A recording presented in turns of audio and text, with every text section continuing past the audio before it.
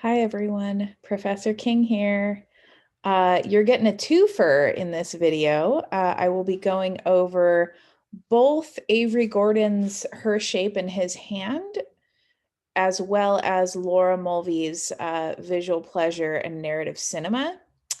So this might be a little bit longer of a video. As always, take breaks when you need to, maybe in between slides or when I tell you to.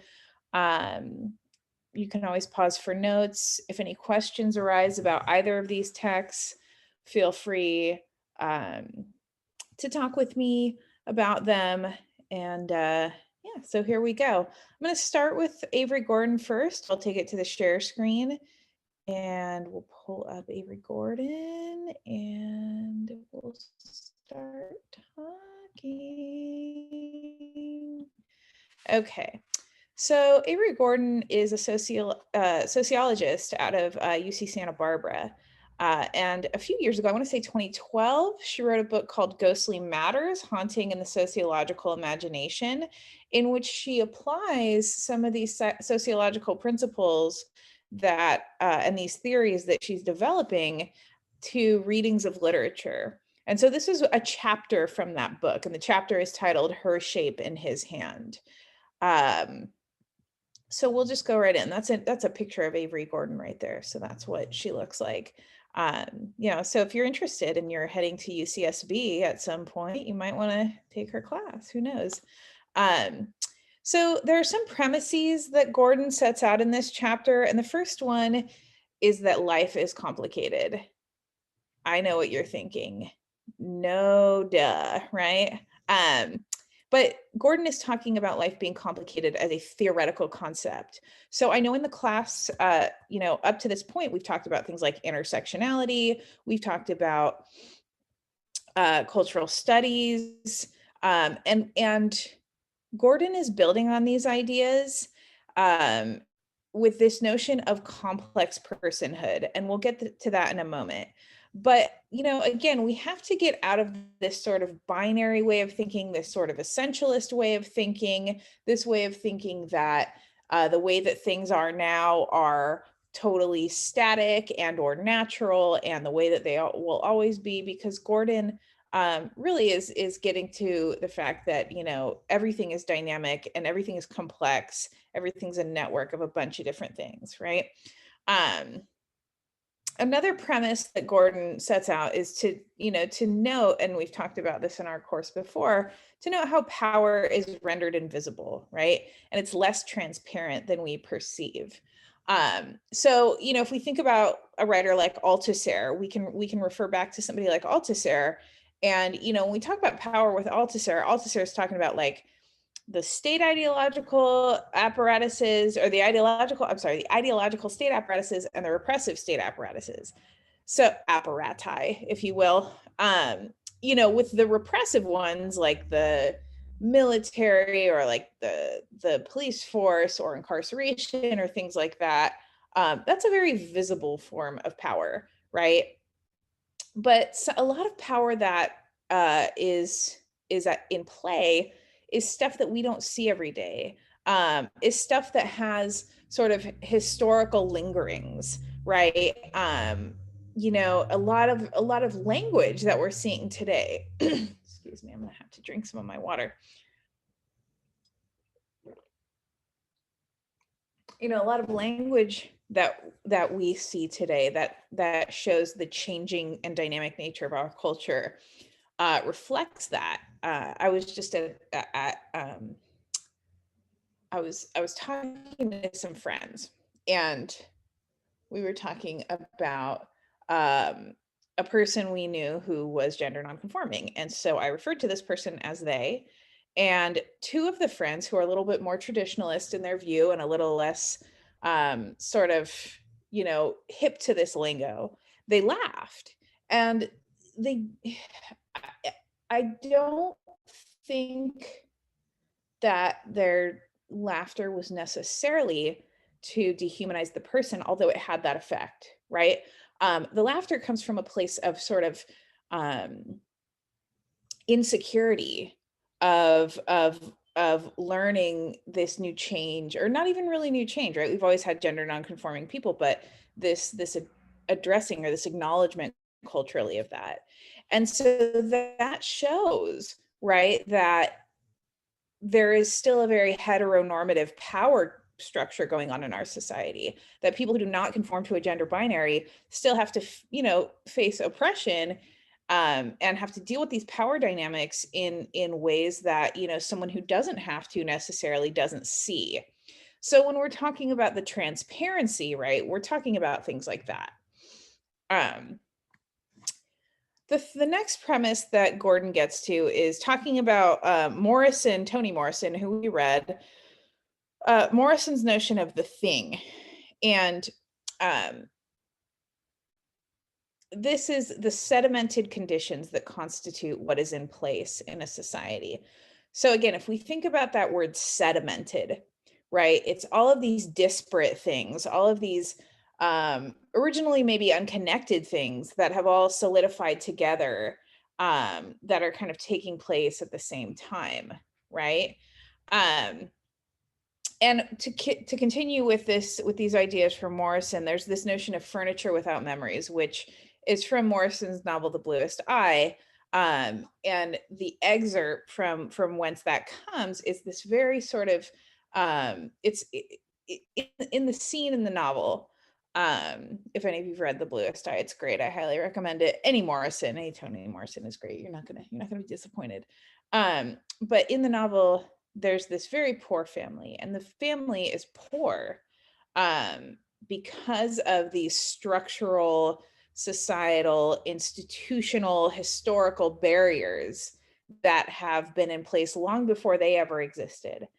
And they live in this very rundown, not even apartment, it's like a converted office space kind of a thing.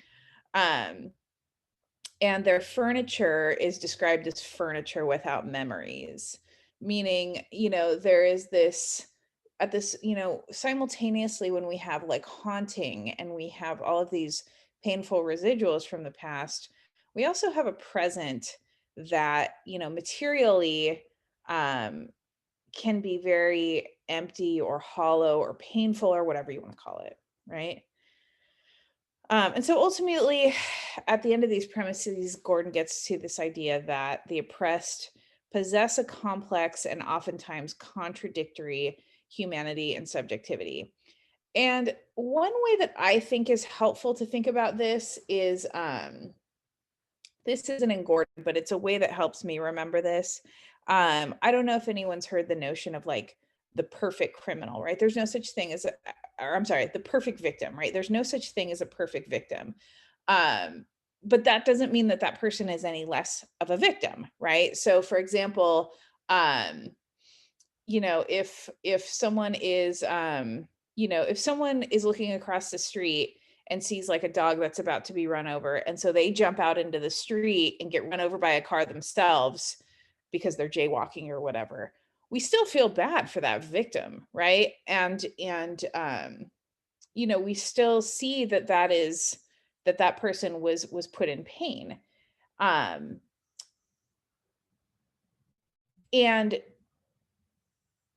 there's a tendency, right, to want to sort of make one-dimensional people who are oppressed or people who experience pain, to where they have to be sort of elevated to, this sort of crystallized, pure, perfect status, right? Another example would be like the noble savage, the notion of the noble savage, right? Like, it's a very racist and antiquated notion of like how oppressed people of color, particularly indigenous people, are these like sort of perfect, stoic, ethereal sort of beings, which really takes away their personhood, right? If we're allowed to look at the oppressed as the complex, messy, complicated people that they are, it doesn't take away from the fact that they're oppressed. And it in fact humanizes them, right? And Gordon is kind of getting to that, right? So in terms of complex personhood, this is like the main idea that this chapter centers on, right? So complex personhood is the idea that people, particularly the oppressed and the marginalized, they're not one-dimensional, right? Like the embedded institutions of society itself that serve to exert power over these people, we are all complicated, we're all messy, we're all contradictory, right? We all contain multitudes, and we should be treated as such. So, you know, yeah, sorry, my brain just kind of zapped out for a second there. You know, we once we start relegating people to either hero status or villain status or one-dimensional status, whether it's in our views of literature or in reality, we're really taking away um, the ability for that person to exist fully as a human being, right? Um, you know, if I, you know, I work a lot with a domestic violence shelter that is in my neighborhood, and you know, sometimes you'll deal with people when they're not at their best day, right? You'll deal with parents who are frustrated with their children, people who are in a bad mood, people who are hungry, right? People who don't want to talk to you because they don't necessarily trust everybody. And, you know, the person who doesn't consider complex personhood might walk away and go, oh, well, she was a real wet blanket, right? Like, I don't want to help that survivor of domestic abuse anymore because she was rude to me. And that is the problem, you know, with not understanding complex personhood, is that if I just expect that person to be this, like, again, like pure suffering Madonna all the time, um that's not going to help that person at all. I have to see them as the individual, the messy, complicated, contradictory individual they are. Um, and it implies, the reason why is that it implies an intersectional and interdisciplinary approach, right? To things like race, class, gender, sexuality, immigrant status, ability status, size, etc. Right? It makes all of us multi-dimensional. It makes us um, feel allowed to be the people we are, right? um, and so finally, Gordon gets to this notion of haunting, right? And if we think about haunting, you know, what is haunting? Well, a haunting is when, you know, a ghost that was once a person who has passed, right, comes back to, I don't know, make people uncomfortable, scare them, whatever. That's at the sort of metaphysical or individual level. Now, if we think about haunting as a social phenomenon, as a historical phenomenon, right? We're thinking about how sort of the sins of our past or the realities of our past are still lingering, are still haunting us, are still disrupting certain aspects of our culture and society and our daily lives. And Gordon says, you know, the constellation of effects, historical and institutional, that make a vocabulary a social practice of producing knowledge, or a seething presence that makes itself known, right? So like people, right, social institutions can be haunted by the sins of the past, right? And this comes directly from a guy named Raymond Williams, who's a very famous Marxist materialist theorist, whom Gordon is deeply sort of influenced by. Raymond Williams talks about, has this very famous discussion of these notions of the dominant I'm sorry, the the um, the emergent, the dominant, and the residual. And essentially what Williams is looking at is any sort of society at any time, right? Again, societies being dynamic. We're getting out of that Althusserian sort of understanding of society as a static. Williams sees them as you know, as sort of like waves, right? And at the front of the wave is the emergent. That's things like you know, say like polyamory or, I don't know, trying to think of, you know, even like in Western society, the move toward, you know, gender nonconforming sort of acceptance, trans acceptance and inclusivity, right? Um, Even though these things again have existed forever, it's the acceptance of them that is being uh, becoming emergent in our society, right? And so that would be the things that are kind of like coming up that will eventually be the norm, right? Will be what's called the dominant. But we're not there yet. Then we have the dominant, which is basically like the commonplace, the things that are taken at face value in our society. The things that dominate, right? The things that are either socially, culturally, economically, institutionally in control at any given time in a society. And then you have the residual. And these are things that essentially like used to be the dominant, but have gone by the wayside for one reason or another. But according to Gordon, they're still vestigial, and according to Williams too, they're still vestigial, meaning there are still vestiges of them. There's still hints and haunts and remnants and traces of them, right? And so and this is not an example from Gordon, but again, this will help to illustrate what Gordon is talking about. If we think about the present day prison system, what is often called, referred to as the prison industrial complex, right? Now, and by extension, right, immigrant detention centers, which are one subset of the prison industrial complex. What you start to see is a form of neo-slavery existing as a result of the 13th Amendment. So the 13th Amendment essentially says that, you know, we can't incarcerate anyone, or I'm sorry, no person can be treated as a slave unless they've been committed of a crime. It says, you know, not in those exact words, but, you know, in the language of the 13th Amendment, just go read it. It says it. I'm not lying to you.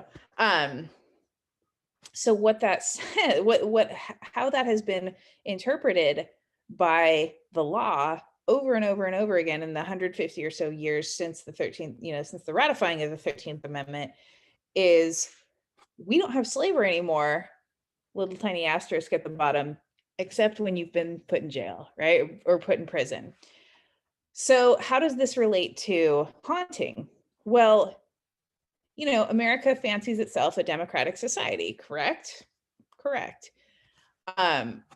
One rhetorical question one might ask is, how can one call itself a democratic society if the very foundation of its prosperity, its wealth, its power, is based upon the enslavement of people, right? People who were taken from their native land and forced to work for horrifically substandard pay in horrifically substandard positions in order to earn horrifically unequal amount of wealth for people at the other end of the power spectrum, right? How can we call ourselves a democracy if this is kind of what our country was founded on? And then you'll have somebody in the dominant culture saying, well, slavery's over, right? Slavery doesn't exist anymore.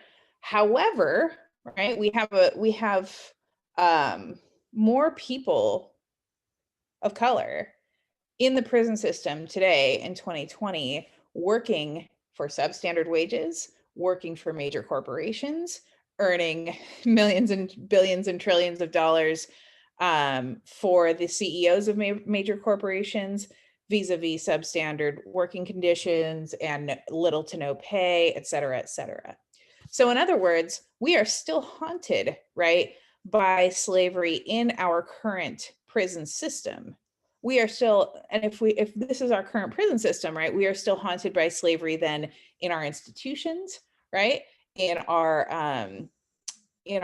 carceral existences, in our laws, in our financial wealth, right, in anything that is touched by these corporations that earn money through prison labor. And there's a ton of them, There's a ton of them.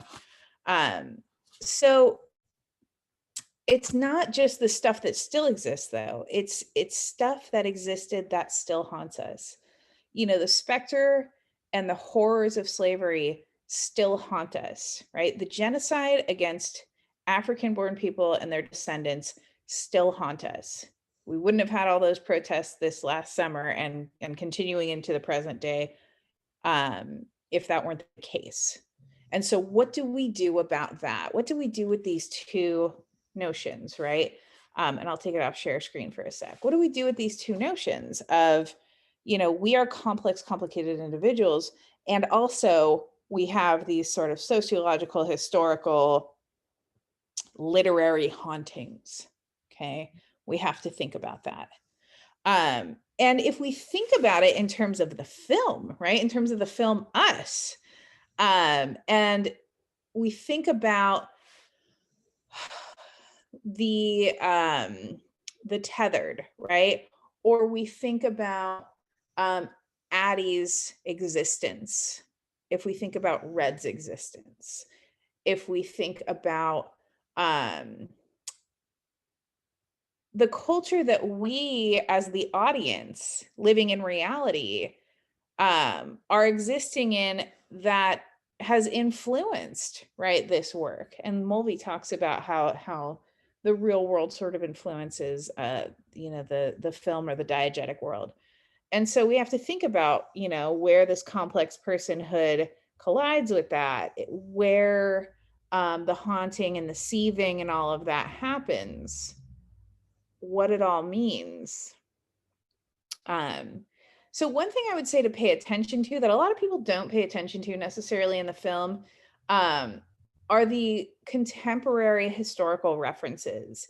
You're going to see a lot at the beginning of the movie, and for an audience that largely was not alive when some of these things were going on,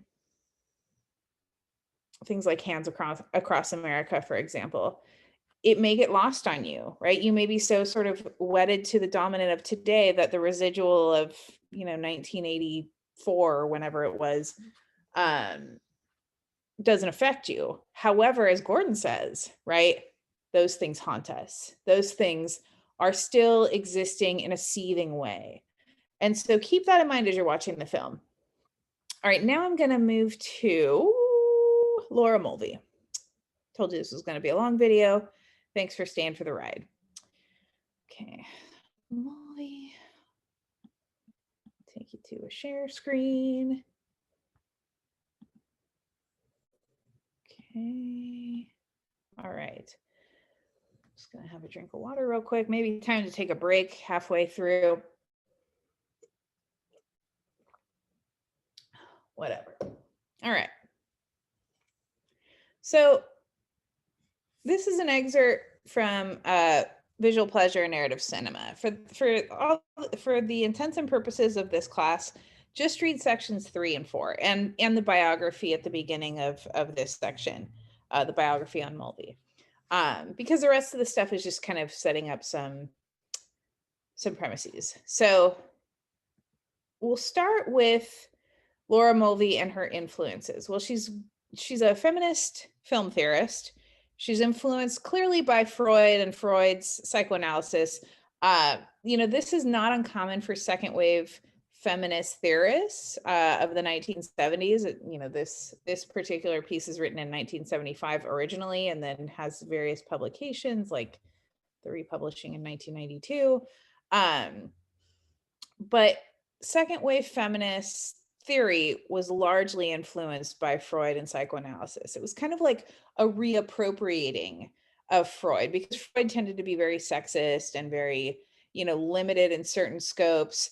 So you had all these feminists who loved these ideas, but wanted to kind of make them less sexist, put them into a feminist lens, make them their own. And Mulvey is definitely one of those people. She's also highly influenced by another Freudian named Jacques Lacan. Lacan comes out of that same post-structuralist world of guys like Jacques Derrida and Michel Foucault, another French guy. And his maybe one of his most famous works is this essay called The Mirror Stage.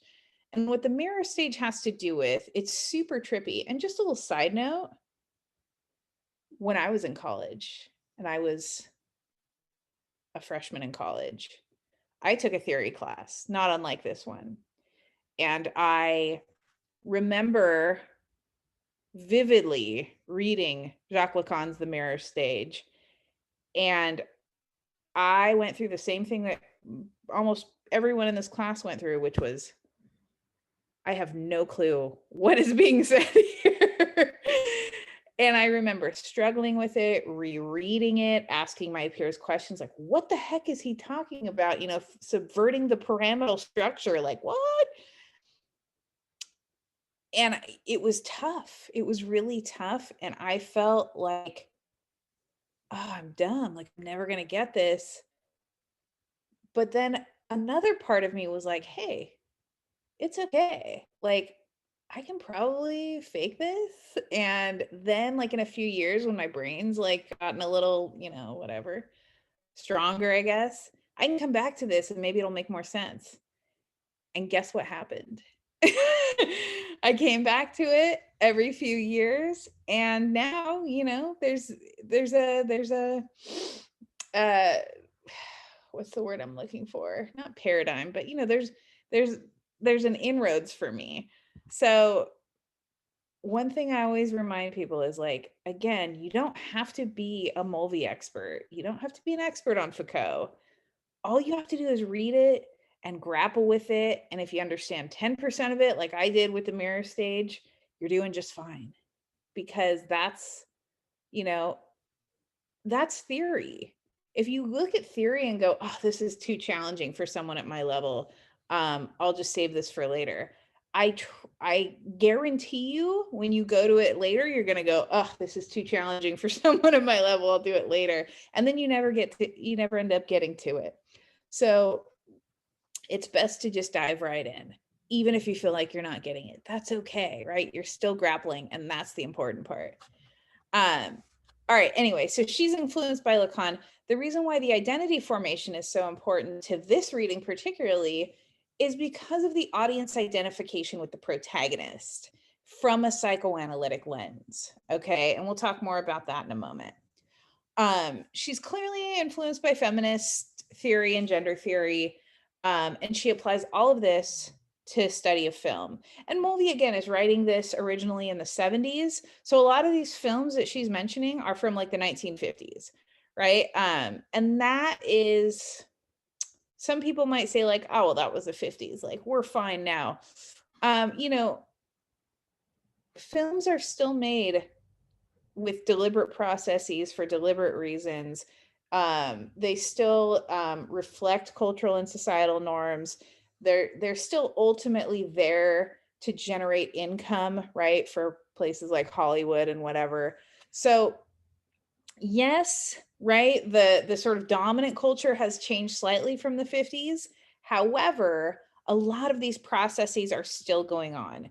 We're a lot less different from history than we'd like to think we are, right?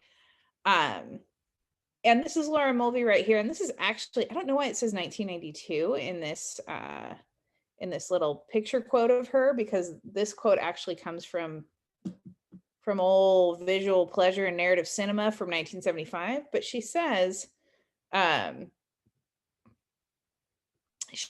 the beginning of part 3, in a world ordered by sexual imbalance, meaning gendered power dynamics, right? Pleasure in looking has been split between active male and passive female, right? She's not a proponent of the gender binary. Don't get that twisted.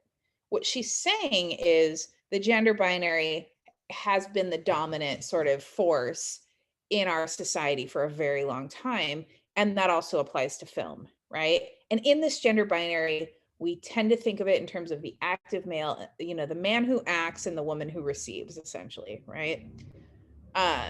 The determining male gaze projects its fantasy onto the female figure, which is styled accordingly.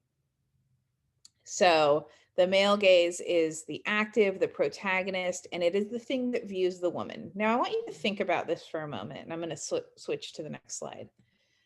We may not know the phrase male gaze very well, but if you think about what it means, it makes sense in terms of how our society is structured, right?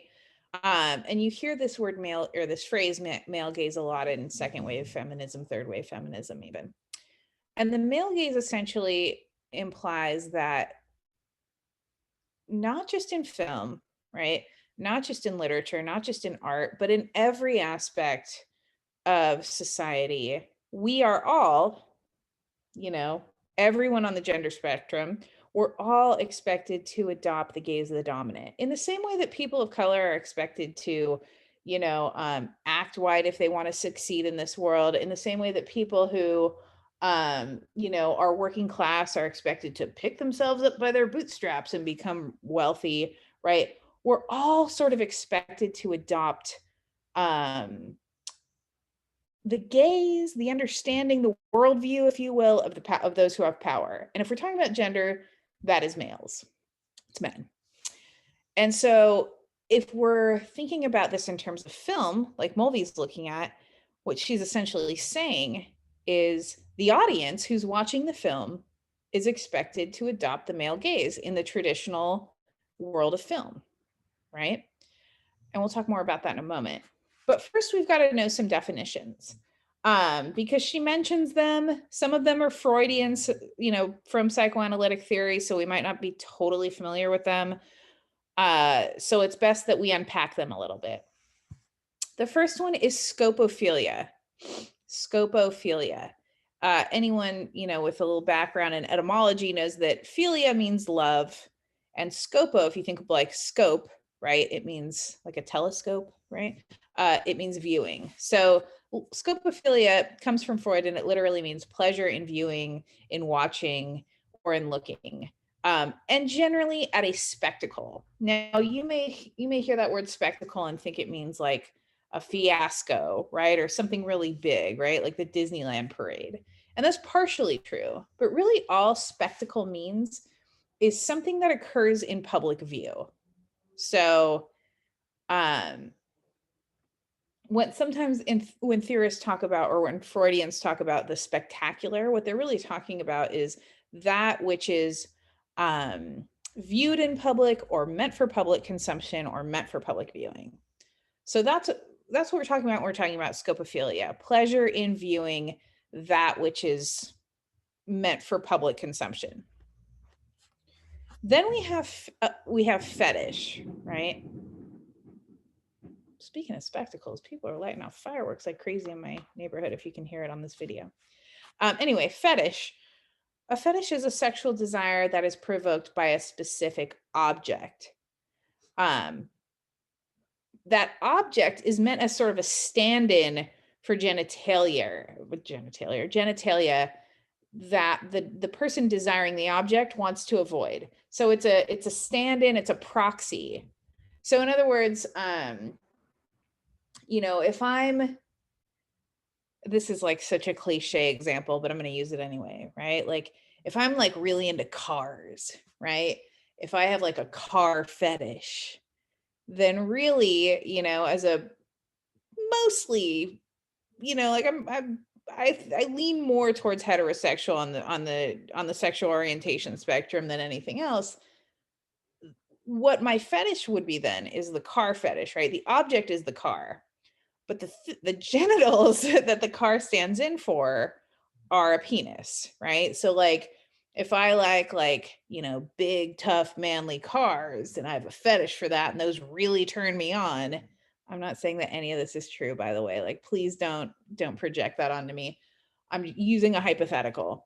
But if I'm into like those big, tough cars, right, then what that says about my fetish is they are a stand-in for the type of genitalia that I'm attracted to. However, right, I don't feel comfortable expressing that desire for those genitalia in that fashion. I don't feel comfortable talking about it. I want to avoid it. I may not even be aware that I'm attracted to, that metaphor, we'll say.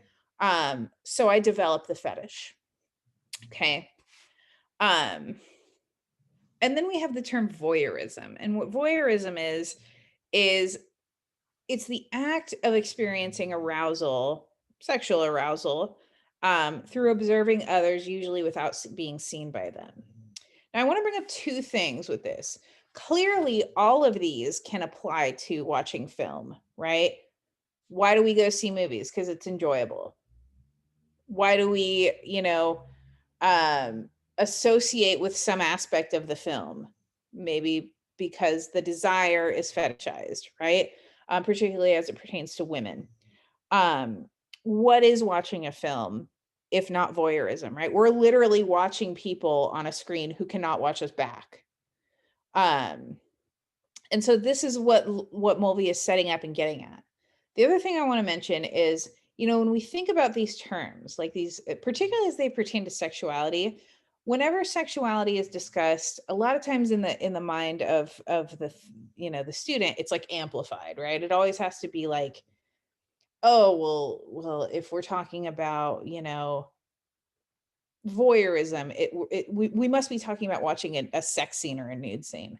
That is not necessarily the case. We might watch films because we have a very innocent crush on Brie Larson, right? We might we might fetishize things that we're not fully aware that we are sort of using as a proxy for sexual desire. So it's not always this like hypersexual sort of audience response to these things, or it's not even these necessarily hypersexual situations, but just whenever attraction or desire are involved. So those can be little attractions, those can be little desires, right? They don't have to be like, like the creepy guy at the bus stop or whatever. So keep that in mind. All right. So in this subsection, section 3 that we start at, Mulvey titles this "Woman is image, man is bearer of the look." That goes back to that sort of passive female, active male binary that she's interrogating, that she's critiquing, right? And she says the traditional role of woman, she doesn't say this, I'm paraphrasing parts of it anyway, but the traditional role of woman in film is passive and, quote, freezes the flow of action in moments of erotic contemplation. In other words, most film of the 20th and even 21st century is driven by a male protagonist, or a protagonist who adopts the male persona, adopts the male gaze. And then what women's function within film is to sort of like be like a pretty release from all that action. Okay. There are moments where this is not the case, and we'll talk about it in a moment, right? But think about a lot of films you watch, right? Like,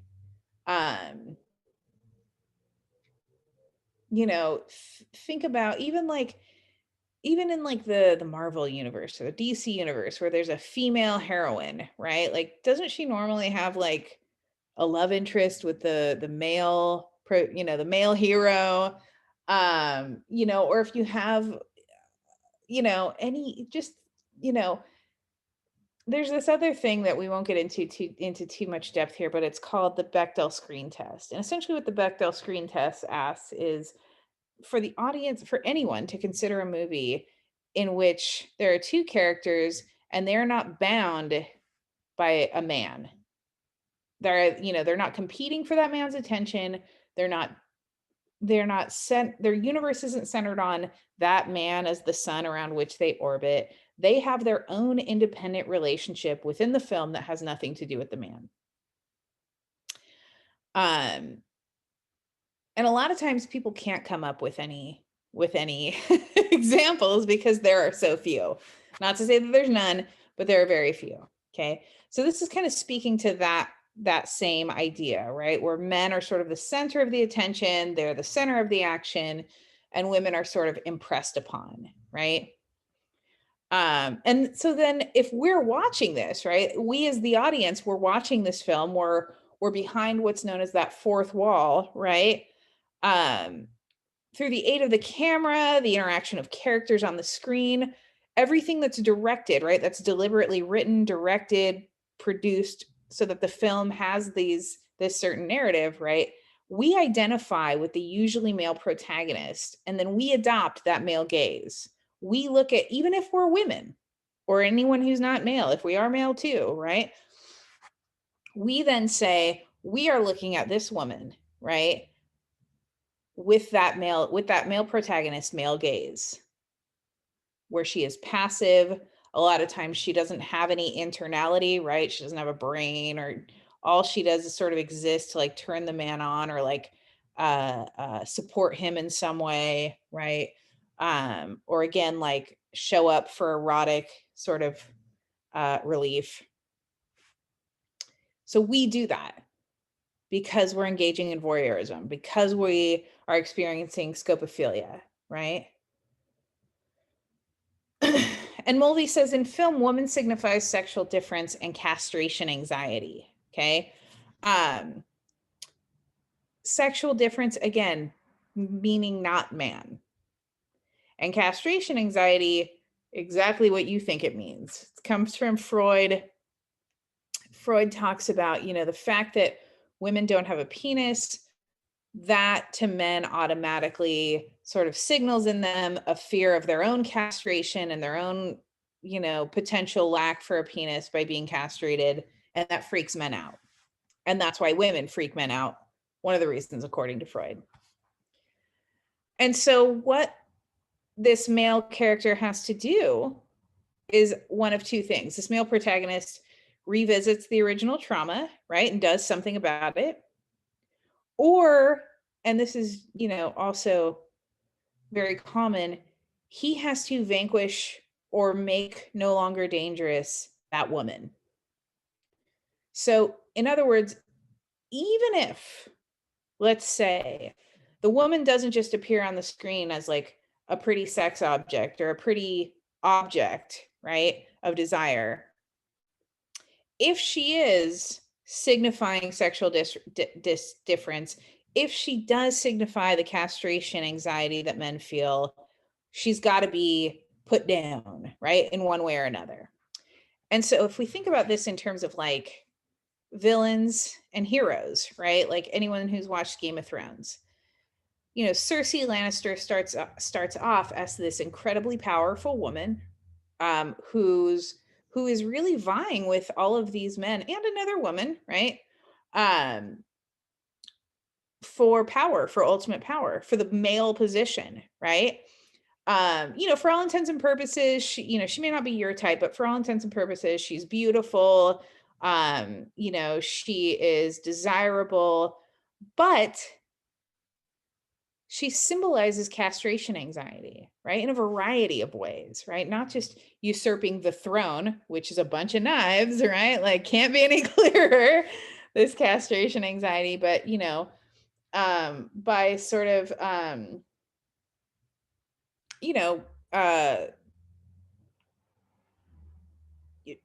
so many men she comes in contact with, she either kills or, um, puts down in some way, right? Even her brother who's in love with her loses his hand, right?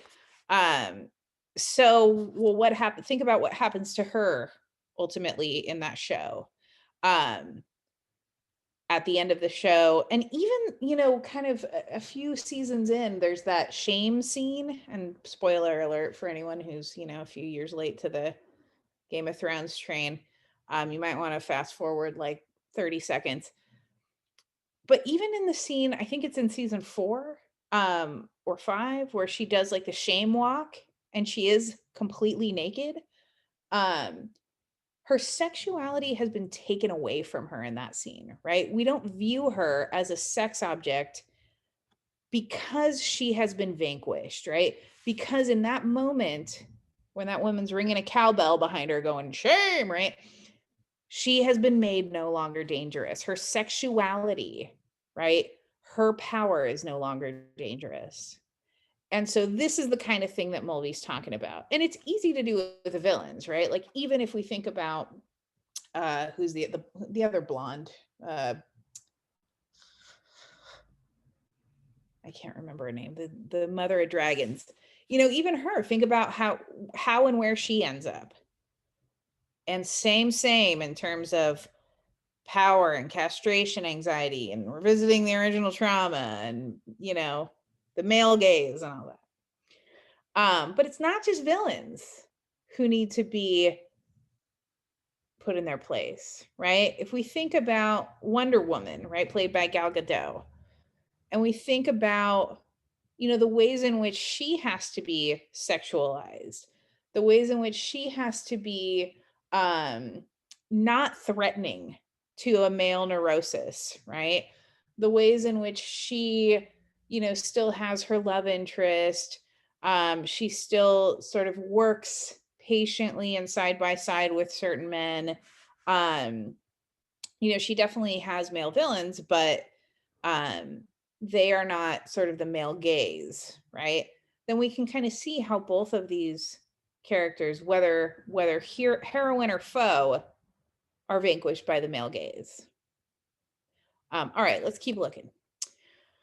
So Mulvey is not saying that every film is like this. She's saying the tradition, right? The dominant. She definitely points out, you know, even in the 70s, there are renegade filmmakers who are challenging this status quo, if you will. And she's also, you know, as a critic, she's challenging the status quo. She concludes that we have to break down culture's formative external structures in order to reimagine and revolutionize the way we treat women in film, the way we view women in film, the way they're set up in film, right? Because film is a text, and just like any other text we've talked about, every single thing in a film is deliberate, right? It's created. It's created for a specific purpose, to create a specific effect.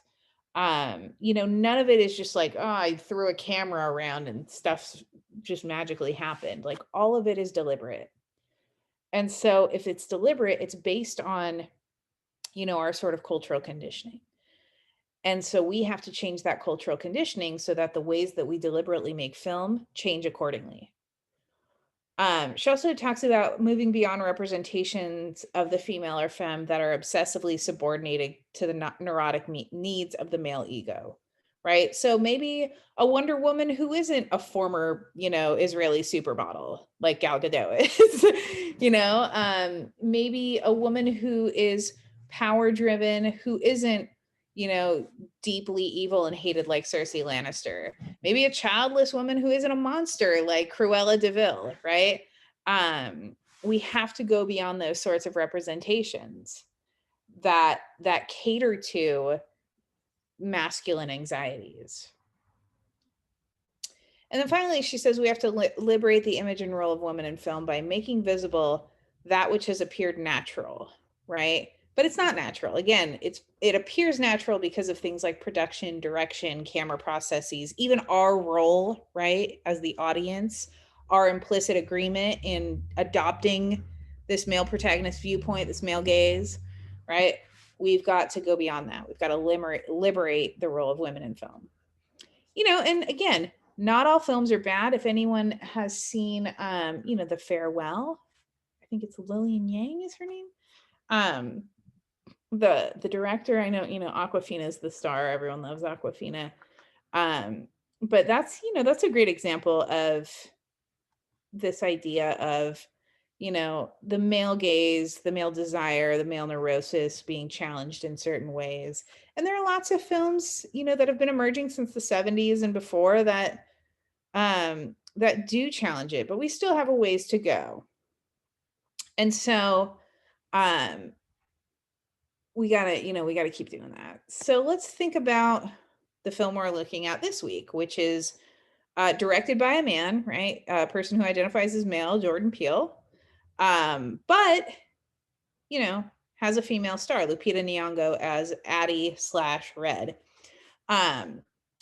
So how does this relate to us? So I have a couple questions for you to consider while and after you're watching the film Us. So first of all, think of how female characters are portrayed in the film And not just Addie, but there are other female characters of, varying ages and races and socioeconomic statuses in the film. Um, are there any that reflect the notions of castration anxiety or voyeuristic and fetishistic scopophilia that Mulvey talks about? If so, whom? And think about what happens to them in the film.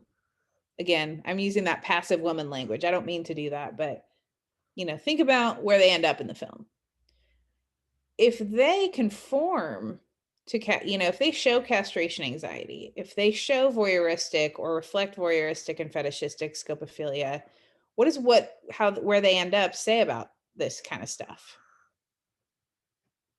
What does it say about the film? What does it say about, Peele's message, et cetera, et cetera? If there's characters who challenge these notions, why might we consider them relevant? I mean, it's pretty obvious who the protagonist is in the film. So you think, right? But if you haven't seen the film, you got to watch it. Because I think that in and of itself is an essay, right? Like who the protagonist in the film is. So who's the protagonist? And if that protagonist isn't a man, then how do we view the film differently than we would, say, a typical film, keeping in mind what Mulvey argues? I'm not asking you to say whether or not Jordan Peele is a sexist, right? Because again, we all adopt these paradigms, right? I'm saying to critique, to what extent the film does or does not reflect these things. Okay, and then finally, beyond characters, are there other ways that the film challenges? Well, I don't know what I put here. I'm stupid. Guess I can't change it now. Oh. There we go. Beyond characters, are there other ways that the film challenges or reflects the notions of castration, anxiety, or voyeuristic fetishistic scopophilia that Mulvey discusses? So, think about these things. So that is that in terms of us. One final thing I want to say about the film, though, and this might help get off the stop share. This might help in terms of, essay 4, if anyone is choosing to write on us for essays 3 and 4. Again, brain just zapping out. You don't have to look at the film through these lenses for the essay. I mean, I've seen any number, of interpretations. I've seen Freud's The Uncanny. I've seen Marxist materialist. I've seen post-colonial theory, clearly gender theory, cultural studies, right? These are just another way of viewing these texts. I think I used this metaphor before, but if the film were like a can that we set in the middle of a room and we all stood around in a circle, and we had like different colored sunglasses on, our perspectives, what we were coming to that object, that text with, and how we were viewing that text would all affect how we saw it and what we had to say about it, right? If I were wearing blue tinted glasses and I were sitting in the northwest corner of the class, I would see that potentially very differently than someone who was sitting in the southeast corner wearing pink tinted glasses, right? And so if we think about all of these different theoretical perspectives, we're doing the same thing. We're looking at a text from all these different vantage points, each one of them being equally valid, right? In the same way we did with Ava Luna, in the same way we did with poetry and short story. So this isn't a math class, right? It's not that one school of theory or school of thought holds any more water than any other one. It's what works for us when we're looking at a text and what speaks to us when we're looking at a text. So keep that in mind. Well, my throat's about to dry out, so I guess I'll end the video now. But again, if you have any questions or comments or concerns, always feel free to message me. Um, I'm more than happy to help and be there in any way I can. All right. Well, I hope you all have a great day and rest of your night, and I will see you all in cyberspace.